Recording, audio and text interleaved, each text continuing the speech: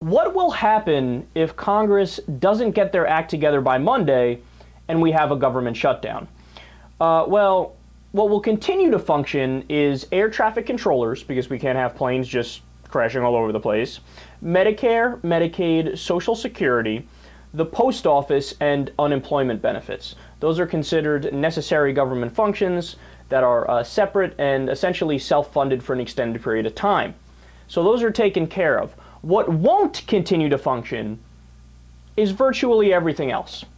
That's a bold claim, but let me give you some specifics and you'll see what I'm talking about. The Small Business Administration will stop making loans. Federal home loan guarantees will likely go on hold, and students applying for financial aid could also see delays and backlogs in applications. U.S. troops serving at home and abroad could stop receiving paychecks if the shutdown continues for an extended period, and changes of station would also be delayed, and facility and weapons maintenance would be suspended. Families back home would also be impacted, so the families of the veterans. The National Institute of Health will stop accepting new patients and delay or stop clinical trials.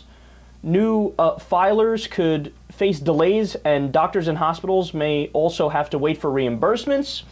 The Environmental Protection Agency funds would dry up, so you can't do as effective environmental regulation.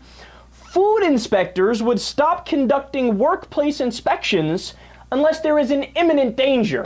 So in other words, you have to wait for the salmonella outbreak or the E. coli outbreak, and then you go ahead and take care of it, as opposed to doing it on the front lines and actually doing your job in regulating the food and making sure that it's safe.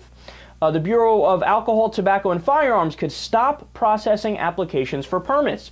What happened, guys? I thought the Republicans were totally in favor of more guns. Guns everywhere, let's go. But it looks like for certain firearms, they're gonna stop issuing permits. So why are you in favor of this government shutdown? Weird. The Department of Homeland Security would suspend the E-Verify program, which helps businesses determine the eligibility of employees, and that would create hiring delays. The National Park Service sites and the Smithsonian Institute would shut down.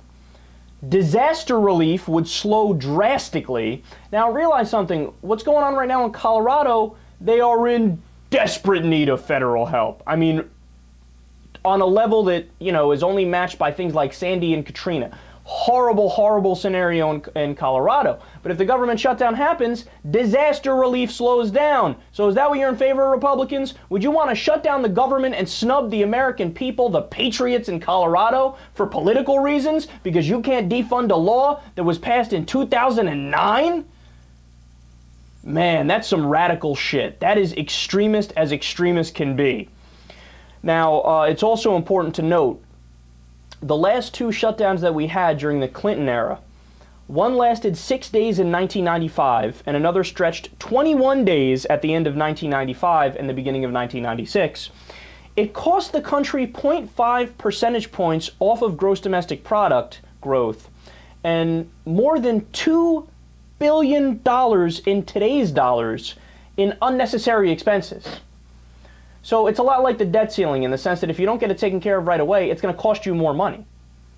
So $2 billion is what it cost for the government shutdowns in the past. Economists estimate that were a short-term shutdown to occur today, it would do significant economic damage, reducing real GDP by 1.4 percentage points. According to economists, they also say if it were to go on for an extended period of time, over a month, it would just throw us right back into recession. Look, it's time to stop playing these silly little partisan games, and I'm talking specifically to the Republicans, because of course the Democrats don't want this government shutdown to happen. All they want is a fucking bill that funds what was already passed into law, which is Obamacare. And by the way, 80% of it is already funded. They're just fighting over that last 20% that needs funding, and the Republicans are whining like little babies in the toy store aisle, grabbing at their mommy's dress. Yeah, I want this toy, I want this toy. Well, you know what? There's an adult in the room. The adult has the authority. Like the Democrats have the authority. They won the election, right? So, shut the fuck up. How about that? I guess you're going to need some straight talk from somebody who's not going to cater to your bullshit. Shut the fuck up, sit down, realize how much you're hurting the economy, realize how much you're hurting the people of the United States of America, and do your goddamn job.